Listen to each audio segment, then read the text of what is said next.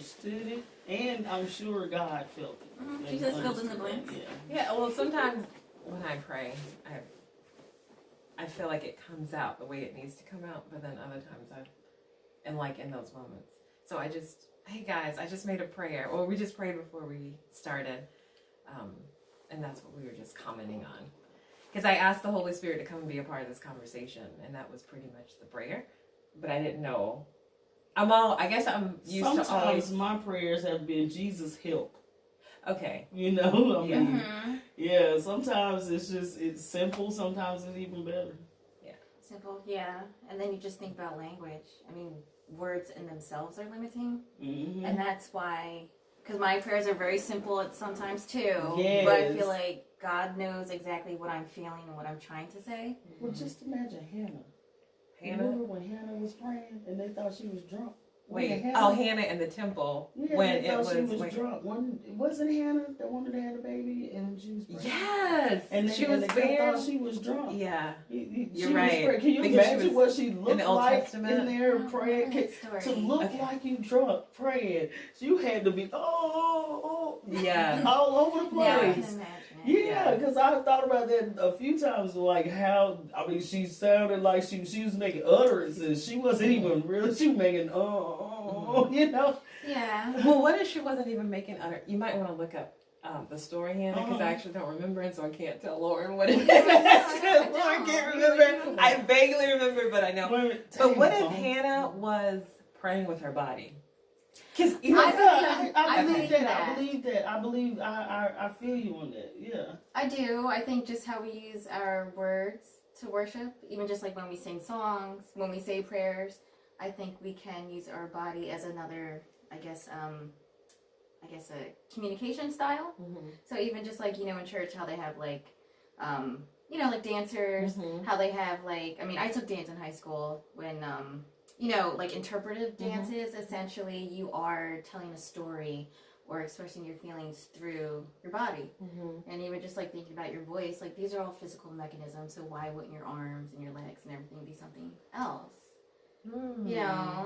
But not to go off topic, but I know like that's why a lot of, I guess, like Christians don't like doing yoga a lot, because the poses and what they represent are different worship. Yeah, so for some people it's a lot deeper than just, stretches and things like that.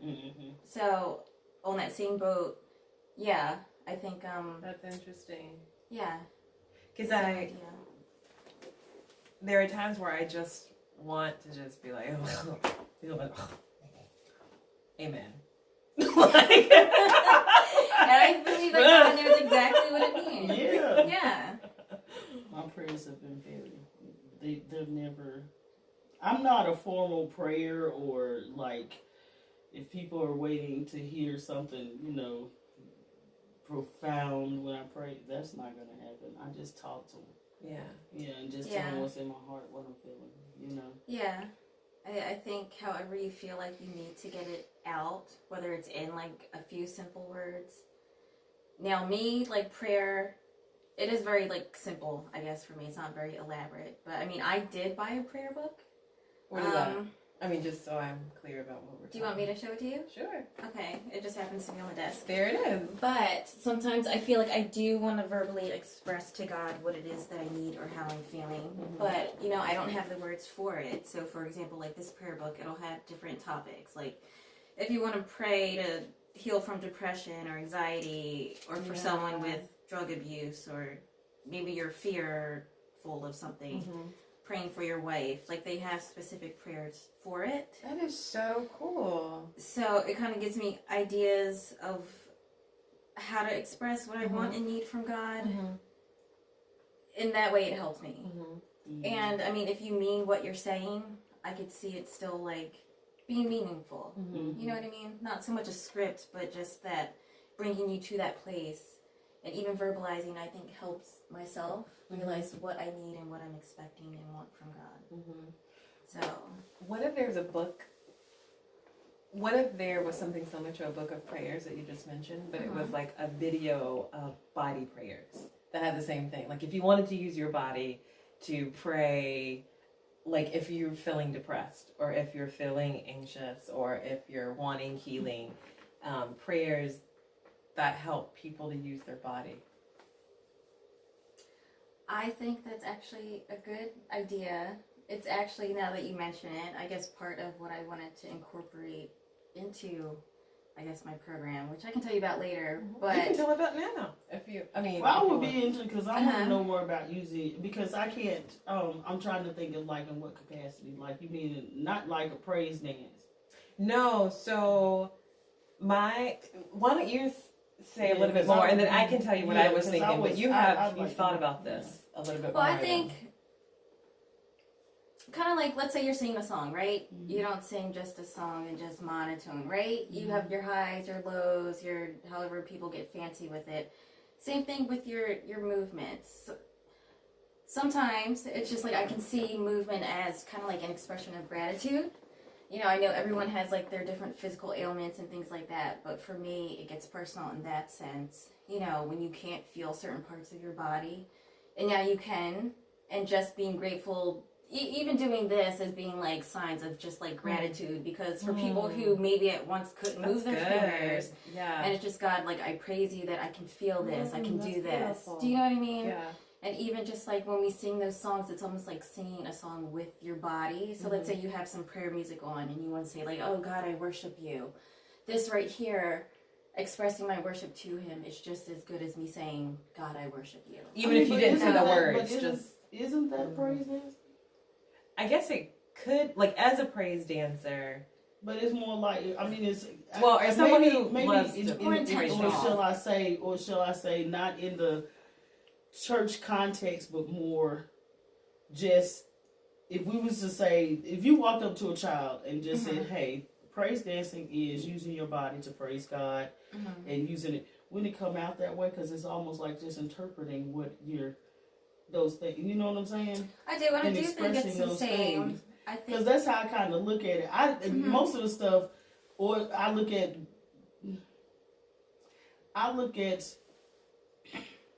what's the best way I can put it? I look at a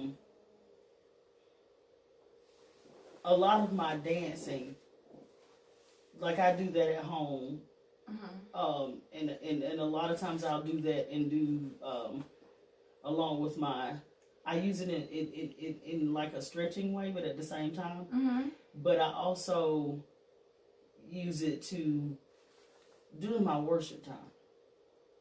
Can I see your book of prayers? kind of like because you're saying I want something that comes naturally. Yeah, it That you're does. saying? Yeah, and I think they're the same thing. I think if anything, But I wonder if, because the reason I say it is too is because all three of us have experience in dance. yeah, And interpretive dance, and I feel like in the sense that we express ourselves in that way. yeah, I think some people are more inclined to express themselves through dance, but I just think the difference is intentionality. Just like the other church I used to go to, it would be praise dancing. You know, you can do whatever you want out in the pews, but that's why they have rehearsal. You know, is that intentionality aspect of it? Even though it's doing the same thing. I'm not saying I'm You actually mean like agreeing make with you. conscious motions that mean like this would be thank you or something like that. Just how you would write a song and everyone sings the same words, rehearsing the dance so everyone's doing the same steps, making that comparison. And so what I just wanted, because I think I'm following what Lauren is saying about the intention that she was thinking, like for her business. And it's similar to the way that I was thinking about a video of different prayers, but you would use your body instead of using words. In a very similar way that this book, as Lauren was just sharing with us, has a prayer to receive Jesus or to rejoice in the Lord or glorify or against depression. And this way, it's an intentional set of movements using your body that could be a tool. Like this is a tool for some people. Not everyone doesn't want a book of prayers already written. Not everyone wants these exact prayers. But it's just a tool to help guide people. And I think of what I was thinking of was like a video of just different movements for people to use as a resource to say, you know what, I'm feeling really down and depressed right now. What are some movements that can help me pray this prayer to God because my words are not enough? in a similar way that a book of prayers written would do that. But it's different than a sermon that would talk about depression or anxiety. Like, even though they're both using words, they're using it in a different way. Like, this book of prayer I could use in my car, at home by myself. And a sermon, it's more in a public venue. And what I was thinking of, which is what I think Lauren was saying that she had already pre-thought with her business, is like a set of videos of movements that people can pull from. So no matter where they are, if words are hard for them, or if they want something else besides words, they can say, God, like, come, like even if they don't have the words, like, you know, just to help move what's happening. And I mean, it's somewhat related, but even just, I've taken sign language in the past, and of course, well, I won't say of course, many deaf people can't express themselves verbally. So I'm sure you guys seen people use sign language. There's not just a straight face. Some of it, yeah, so you notice when people do it, it's not just a straight face. You know, like we had a whole section on just getting your facial movements right, because you have that, like you were saying, with your expression. Do you see what I'm saying? Communication is more than just the movements. You do want to put that thing that you need, that you were just describing, into it. So, but yeah, I just have an example along with the sign language. So at TAF, Triad Adventist Fellowship, there's a group of women who have been together for several years, and they used to do sign language as a way of praise dancing. So Mama Sander, Auntie Fran, Susan, like all of them. And sometimes when there's a song that comes up, and like I've seen and heard Auntie Fran talk about like doing the movements along with it. I mean, I don't know sign language, so I don't want to like just do movements. That's rude. I think. So I'm just gonna do this with my hands to signify that there's some intentionality with signing that's happening. But she's saying, "Yay!" But I mean, I do know, like, I think that's yes, and I know. No, and you, and maybe Jesus. But my point is that I've heard her talk about like there's a song that really impacts her, and signing was another way to help join in that prayer that we were singing. And yeah, I can understand that, and that makes sense. And even like I said, when I'm at the house, whenever I'm doing certain things, because movement is very big for me. Because the stretches, they help release out certain things, and sometimes certain movements help me move certain things out. You know, but it's movement with a purpose. It is conscious movement. I do a lot of conscious movements. But I was trying to figure out in what capacity and in what way, because to me, some of the stuff that I do, it does feel like praise, but it doesn't come out as a dance or anything. It comes out in the stretches because we're not relaxing enough. We're not consciously moving in that way to get our muscles to do what they're supposed to be doing. Right. And in some ways, movement can also hurt you, because if you're tensing up using your body, because people do that all the time and don't bother to relax or breathe correctly and do certain things to, you know. And like I said, even when I'm on the ball, it is a spiritual experience a lot of times. And I'll do it a lot while I'm listening to the word and things like that, because I'm aware that a lot of times, like I said, I had some pain recently, and whenever I started getting that out, I dealt with some jealousy that I had, you know.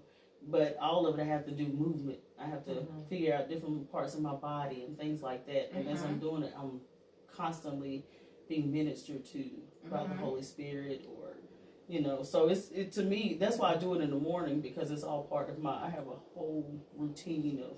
Yeah, and I like how you said that too, because, you know, like we're saying, praise isn't just verbal. I think if we think, oh, praise is only verbal, then it's almost like we're limiting or blocking God from ministering to us in those other ways that we need, or just, I feel like things that we do to express either like glory to God or to thank Him, whether it's a hand gesture, whether it's a exercise, stretch, whether it is a song, God sees that, And I think it holds the same weight. Whether I say, hey, God, you're great, or go like this, he still sees it and understands it the same way. It still has that spiritual and that holy component to it, that gratitude, you know?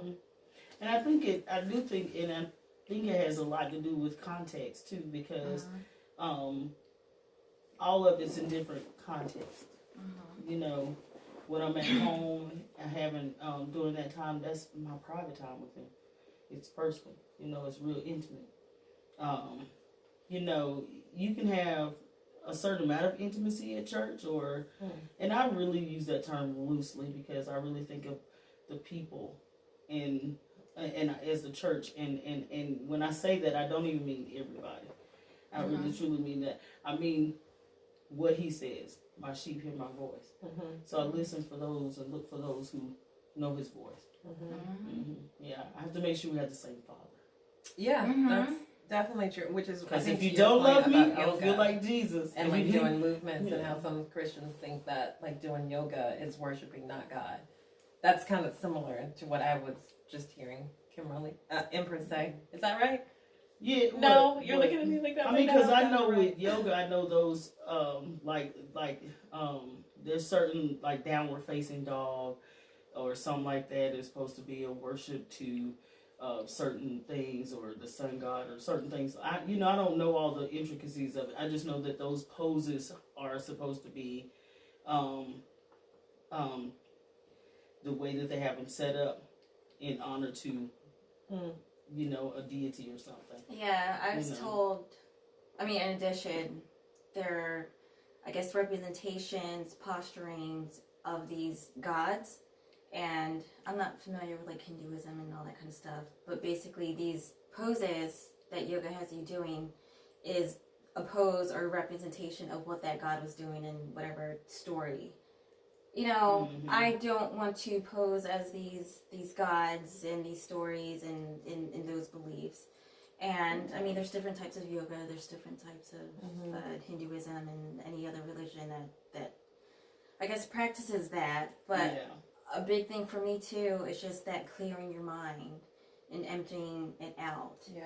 And that's a big problem because I feel like if it's empty, you're right. What are you inviting in? Exactly. What are you making space for? Exactly. If it's not for the Holy Spirit, you're in trouble. And especially when the Word of God says that what happens whenever a demon sees the house and it's been cast out and it's clean and empty, he goes and gets 7 more demons. And comes in, and you made all that space stronger. for them. Exactly. Which means that everything that you cleared out, once that stuff comes back, it's going to be even stronger to get rid of and harder because you just had opened yourself up for more to come. You want to fill your mind with the Spirit when you think of those things that are good, those things that are holy, those things that are good. So I think that it's about emptying. They empty themselves out, but they're not being filled back up with anything, so it leaves them open. You should be focusing on filling yourself, not emptying yourself. If you're keeping steady on those positive things, those things that are love, those things that are God, why would you want to empty that out? Well, you don't empty those things out, but empty out those negative things. You know, because it says like, and I think that's what, especially with this new age stuff that's coming up now, it's about getting rid of those things. It does the same practice in a sense. That's why I think so many people think it's the same as, and get so confused. Say, hey, well, see, this is, and I'm like, because I was telling a friend about some of the stuff that I do, and she started bringing up Reiki. And I started to ask her questions. Explain Reiki. Reiki is it's really where people pull negative energy and negative things out of you. The problem with that is, but it's no touch. It's just they don't touch. Yeah. The problem with that is 2 things. One, they're pulling something out of you and not leaving you empty in that place. For everything in every place that God heals me of, like whether it's a recovered memory, something, He takes the negative out to put it in the positive, because that's that same thing about the wineskins, the old and the new, because He has to get that old stuff out, your old thinking, whatever, but that'll leave you empty. But He has to fill you. He fills me with the truth. He tells me the truth, and He tells me His word, and then I'm like, oh, okay, now I understand it, and that puts something in its place. So a lot of times what I think is they're emptying out, but not filling up at all.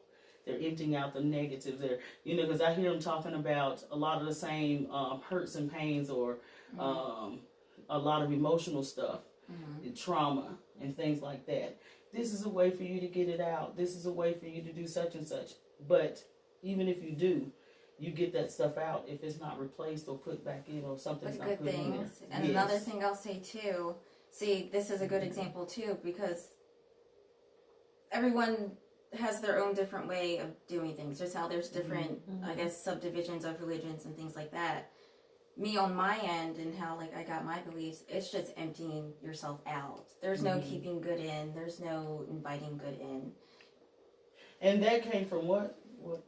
I can find a YouTube video for you. It was a guy who was all into that, all into like occult and crystals and yoga. A new age thing about in new age. He has a whole channel. That's what I have been saying. I've been seeing and seeing the same thing. A lot of with the new age stuff is that it is about like getting it out, but it ain't about filling up with anything. So it's like leaving you open for, and it's like for demonic things. Because what else would you be an empty vessel for? You got to carry something. I think two things. Being an empty vessel, I think people, they just want the state of neutrality. We're so focused on getting rid of the bad, when we're missing that piece of making it about good. When we miss that piece, I think that's where we live that self-focused life. That's what teaches us to focus only on ourselves. When you're really filled with the good things, it can't help but to spill over on other people. Exactly. You can't help but to want to do good things. It makes you, Yeah, and on that note, I guess shifting over a little bit, let's say like, keep the good in. But who are we attributing that to? If it's not associated with God, and this, I think, I don't remember what part in the Bible. Oh. But not the Bible. That's not it. book. What I will do. Oh yeah, did you pull up the Hannah story? Yes, too? I did. Okay, well we'll go back to that now. just so that people need to know. Is this live? Yeah. No. Okay, good. But I'm not going to edit. So let's be real. real. We're gonna be real, okay? Because since we're being real, we've been drinking this water, and I have to go to the bathroom. Oh yes, Lord, hallelujah! Use your body. I will be back, and here, I will leave this with you guys, and they can even read this to you guys. Look, and I'll let y'all see the side of because this is my good side. As you walk to the door. See my lashes. There you go. Get that posture. Yes. But just to wrap up on that part, I think a lot of people, it's just like we want to extract these good things from God, but not attribute Him to it. So we'll say like, be a good person. Invite all that positive stuff in. But then we don't acknowledge God, and that's really who it comes from. Hey, Lena. So I think even just that, it conditions us to think that we can get these things from God without acknowledging Him. And I think that's dangerous. We think we can get these good things from emptying ourselves out and making these poses of these foreign gods and all these kind of things. And it's a setup spiritually. And once Kimberly comes, well, let me pause and tell and read the story. Yeah. And then I'll get back, because I think I'll say this when Empress comes back. Okay, so I am reading in 1 Samuel chapter 1, and I am going to start with verses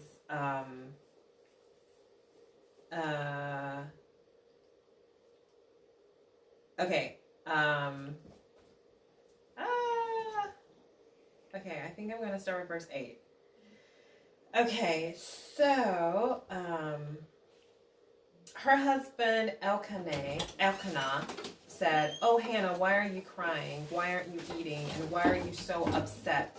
Am I not of more worth to you than 10 sons?"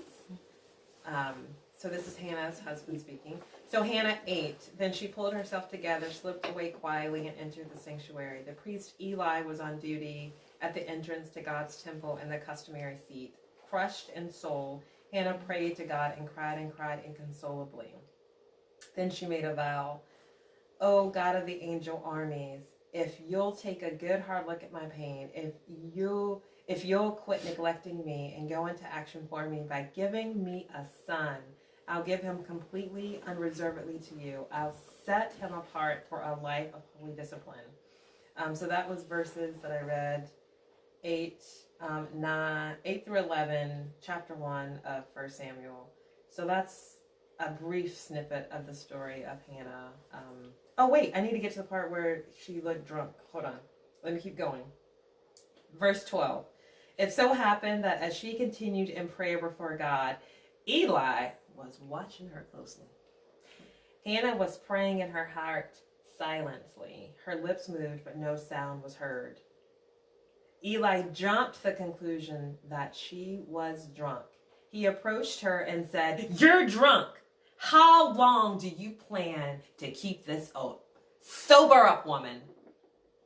And then in verse 15, she says, let me just pause right there and just, I can almost imagine Hannah like praying with no words. And like you were saying, like looking drunk. Mm-hmm. But what if, I don't know, I think Eli, even though it says jump to the conclusion, I think he didn't know what else to attribute it to other than alcohol. But I don't necessarily think that the way, the earnestness of her words that we read and what her prayer, what her body could have done, could have actually looked drunk. I think it looked so wild. I think it looked bizarre. I think it looked like deep in desperation. But I think he was like, this is different. It has to be alcohol. So I'm throwing that in. That's my own interpretation. But anyway. Mm-hmm. And then she just responds in verse 15 saying, "Oh no, sir, please. I'm a woman, hard used. I haven't been drinking. Not a drop of wine or beer. The only thing I've been pouring out is my heart, pouring it out to God. Don't for a minute think I'm a bad woman. It's because I'm so desperately unhappy and in such pain that I've stayed here so long." And then Eli said in verse 17, "Go in peace, and may the God of Israel give you what you have asked of him." She says in verse 18, "Think well of me and pray for me," she said, and she went her way. Then she ate heartily and her face radiant. Up before dawn, they worshiped God and returned home to Ramah. Elkanah slept with Hannah, his wife, and God began making the necessary arrangements in response to what she had asked. And then we read on to read that Hannah, the next verse, in fact. Before the year was out, Hannah had conceived and given birth to a son. And that is the, that's the prayer. That's the miracle. And she named him Samuel, explaining, I asked God for him. So that's the story that you were bringing up in response to using your body and praying in it and not having words, which is profound. Well, she didn't have audible words, but she was moving her lips. Yeah. So I think that, yeah, because I think that has I think when it comes to communication, when you're talking about communication taking, because when it comes to the Lord, if you're not, even though she was moving her lips, she wasn't talking audibly to anybody. Yeah. And so God was hearing her. Yeah. So she was saying all this stuff really in her heart, so the lips were moving. You know. Yeah. But she wasn't speaking to a person, so she wasn't being audible at all. You know, not with words.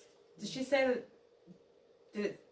I don't know if you still have it pulled up, but I'm just wondering, did it say that she didn't say any words, or like there wasn't any sound? Because I'm remembering some of those ladies back in churches. Now, see, what I think certain, depending on, this is where you have to do a word study, I think, and go back to like maybe to look at different versions of the translations, like look at the King James Version and look at, because if I'm not mistaken, it just seems like certain ones say that she was moaning, but she wasn't saying. That's what I'm, because it says she had utterance without words. Right. Which means she was, that there was moaning involved or something, which makes sense because when you're in that much anguish and stuff, it's liable to be. And that's what I was going to say, that we all have examples of women. I have mostly women images in my mind. I mean, I'm sure there are men. But when we think of older women in the church, and we think of the altar, and women praying, mothers praying for their sons, praying for their daughters to come back to Jesus, or to get off drugs, or to be healed. I mean, I remember seeing older women just being like, "Oh God, yes, God," like, still like there aren't really articulations of words, but there are definitely articulations of moaning and cries and like the movement that comes out. And that's what I can imagine Hannah. Honestly, I've been in those situations, and not thank God, not like all the time or anything, but when my son passed, you know, just certain times when I remember hurting so bad I couldn't get words out. I would just moan, or I could just groan, and I would be thinking of Hannah, or thinking that God understands what I'm going through and could hear me, you know, things like that. You know, it's amazing how sometimes you can just recall an emotion and the emotion just floods all over you. And but I remember those moments of being like that and not being able to pray any words, not even to get. I remember hurting so bad at one point I couldn't even get Jesus out of my mouth. I like just, but I felt it, and my throat felt locked. Yeah. And I would just, you know, but in my mind, all I was calling was Jesus, Jesus, you know. And he still showed up. Thank God. Did you pull something up? It was the same. Oh, verse. just the verb. Yeah. And person that I do want to thank you for sharing that with us. Pull up back up. And we actually didn't even say our names for those of you who have not seen I'm a mystery woman. us before, and this may be your first video. I am Joy Williams. And I'm assuming that you will find this on my channel on YouTube or maybe somewhere on Facebook. And I'm just happy to bring conversations with different people to the public, just about heartfelt topics. And this is us for today. Either one of you want to share who you are? Hi. I am her friend. I am Lauren, and her friend. yes, Joy is my friend, obviously, or I'm doing a real good job of hiding it, if she's not. She's the one that's sitting on that end because she said she didn't hardly have nothing to say. Yeah, I still needed to kind of like sit with this topic, but I don't know. I found something.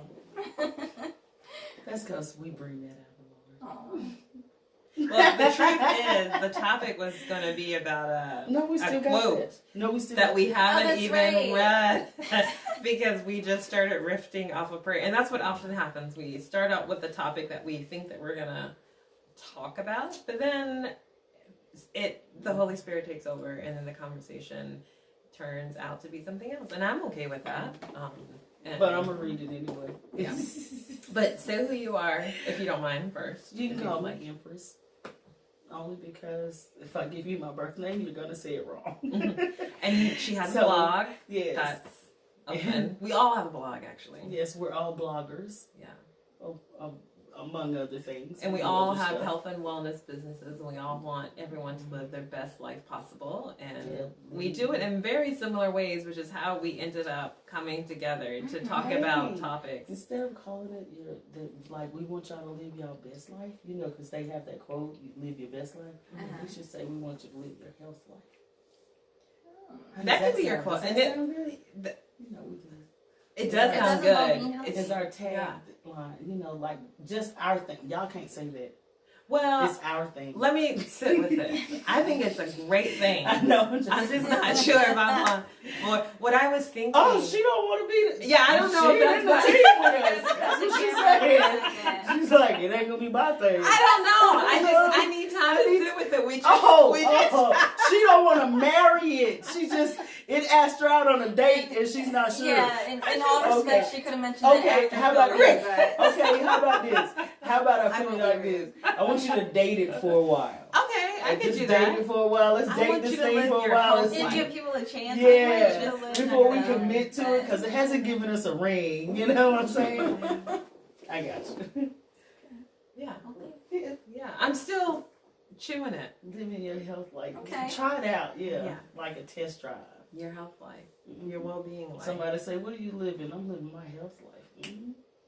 Okay. Yeah, I mean, when you put some sass to it, I mean, you have to we all say. You gotta put the seasoning on it. But there is something, I think there is, to your point, I think there is something that is more core than best I think best is a great word. I think it's a great phrase. I want you to live your best life. But I still think it's vague. I think it's elusive still. I think it's still very hard to grasp and hold on to what that means. So to your point, health is more specific. Yeah. So. I do, but I think that's in part to just the poor health literacy and what, I guess, society kind of promotes as what health is, what success is. So someone could think like, oh, living my health life, oh, I eat vegetables, oh, I go to the gym 3 times a week, when really your spiritual life, your relationships, your financial life, everything else is in shambles, but you have muscles. Your whole life, living your whole life. We want you to live your whole life. That yes. I'm saying yes tonight, baby. Take me out tonight. Teamwork makes the dream work. I want you to live your whole life. Notice how we started out with this little date and it morphed into the right kind of thing for us. I mean, you are sitting in the middle, so I just think that's who am I on the end to interject? No, I want you to live your whole life. Interject. Yeah. I mean, because you really kind of helped formulate that, because that's what I was listening to you, because you was naming off all these things that make a person whole. And you was like, they take these things in part and they kind of like run with it. And it's like, okay, well, I eat well or I do this. But we really are talking about being a whole individual, mind, body, and spirit, and what this looks like. And I do, you asked me something earlier, like, about health, what does that look like? Is that what you said? I think you asked me. Thought you did. Ask me what does I forgot how she said it. Anyway, what it made me think of was how I think a lot of people do take being healthy in one aspect, but don't carry it, or for instance, they expect to go and get healed, and healing in today's world, when I wish I could kind of eradicate that word, that healed, because you might get healed from cancer, but you still have chronic headaches. You still have chronic backaches.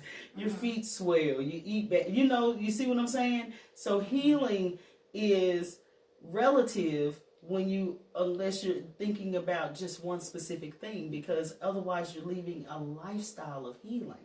And that's what I really want people to get, that healing is a lifestyle. It's not something you do once just and like then you worship. stop. You you get healed from cancer, you stop chemo, you stop that medicine.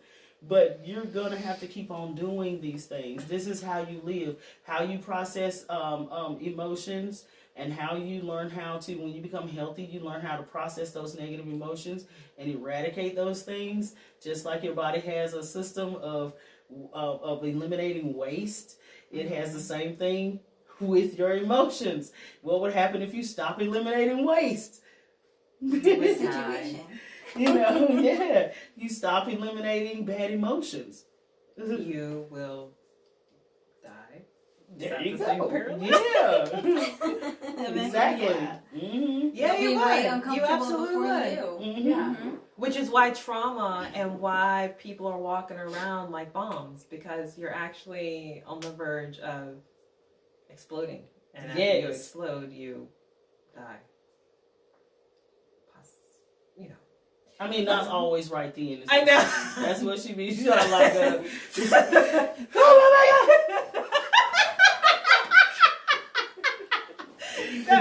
If that would happen, breaks down a little bit, just a little bit. But that would happen. Which does happen. Some of y'all may not like this comment, but I'm gonna say it, because if that stuff happened, all you people out there who can't stand Trump, he will be in office because y'all be dead. Y'all go off and fall out. Be like, they put up one post, I ain't seen from her no more.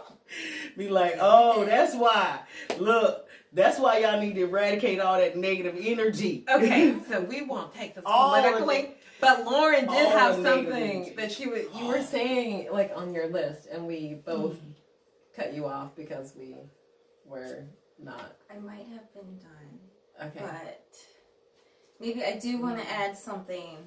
I think touching on the health literacy and, what people define as health. and why people choose to just focus on, let's say, the physical, the diet and exercise. I hear it and I see it all the time. I think because in a way that's kind of easier, you know. Yes, it's hard to get started at the gym. Yes, it's harder to not eat fried stuff and eat vegetables and all that kind of stuff. But I feel like in a way, maintaining that emotional and that spiritual health is harder. I think society is kind of like conditioned us to like things that we can control. We can control what we eat. We can control how often we go to the gym, how long we exercise, and those kind of things. We can control what day and how we do it. But when it comes to spirituality and healing, let's say spirituality, right? We're not in control of that. Essentially, God is in control of everything. You know, I think spirituality and focusing on your mental health makes us confront, one, there's things that we can't control, right? And it forces us to confront not so much what we are, as so much as, you know, like a body, but who we are. And I think changing who we are is much harder and much more painful than changing what we are. Ooh. Does that make sense? Yeah, of course, because I don't think a lot of people particularly don't want to look. They think they know themselves, but it's because you have I think God plants a seed of who you would like to be in your heart, and most people think that they are. They say, you know, I had someone recently tell me, you know, that they weren't that bad, they were good, you know, because I'm not like that, you know, and things like that. But they were brought up in severe trauma and dysfunction. And I was like, I had to bring up to them, I'm like, how did you learn how to be anything other than what you was brought up in? Yeah. You may not be just like them, but you developed a survival system based on the trauma that you were brought up in, and it wasn't built for healthy relationships. So when you get out of those situations and get in a healthy relationship, this no longer works. So it becomes an unhealthy situation now because you're trying to use an unhealthy tools that you use over here in healthy situations. And I think a lot of people do that, and they think that because they're basing it on this situation and who they were in this, that they were the victim, they had to come up with these things, but then they get in this situation. And they really, because they had a negative outlook on those people and how they got that way, I think that it causes them not to be able to deal with themselves and see how they might have been like those people. Ooh. Because they don't want to admit that there was anything like them. No, I'm not like them.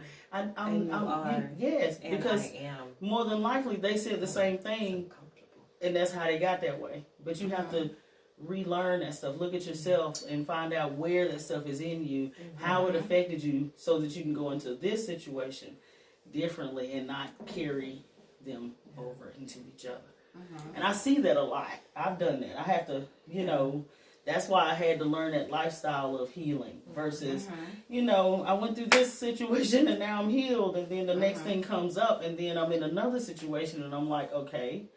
And you start to see yourself through patterns of relationships. And patterns of behavior or patterns of outcomes. And you keep saying, and here's how you can tell. You keep saying with each one that it was them, but the common denominator in the situation isn't them, because the people change. You are. You've heard that before. You are the common denominator. And I remember and God told me that. And we were talking, there's something else I want to add, but I also want to say that it's almost like 45 minutes, which is about 15 minutes longer than the maximum amount of time that most people have to like engage, which is not true. But I am still gonna like try to tailor this to end it, and then we can continue, but with the other topic, and then we can keep riffing if you want to. And do another one. Yeah. That's what she said. So, are there any last quick thoughts? We said thoughts, not angles. I want to do my thought with my angle. Yes, together. Yeah, your best life. Your whole life. Your whole life. I'm living my whole life. But I will say that we are all into a holistic living. And so we all have habits and practices that help us stay connected to God, to each other, and to the earth. And I'm just wondering if we can all share just like one practice or recipe that you can do I'll start first just so you have an idea of what I'm talking about, because you might be like, yeah. No, I'll start first because I'm in the middle. No, I'll start first just to give them time to think and then to offer an example.